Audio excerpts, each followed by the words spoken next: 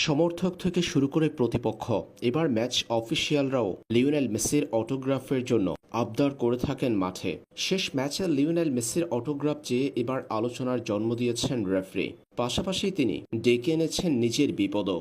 একজন রেফারির আচরণবিধির সঙ্গে এই কাণ্ড মানানসই নয়। ভুল বুঝতে পেরে ক্ষমা প্রার্থনা করেছেন রেফারি, তবে এতে শাস্তি এড়াতে পারেননি তিনি। কনকাসেফ চ্যাম্পিয়ন্স কাপের ম্যাচে সবশেষ লড়াইয়ে লিওনেল মেসির কাছে অটোগ্রাফ চেয়ে শৃঙ্খলা ভঙ্গের জন্য শাস্তি পেয়েছেন রেফারি মার্কো অ্যান্তোনিও। কোন ধরনের শাস্তি তাকে দেয়া হয়েছে তা অবশ্যই খোলাসা করেনি কনকাসেফ। কনকাসেফ চ্যাম্পিয়ন্স লিগের ম্যাচটি বুধবার রাতে অনুষ্ঠিত হয়েছিল। মুখোমুখি হয়েছে ইন্টার মায়ামি ও স্পোর্টিং কানসাস।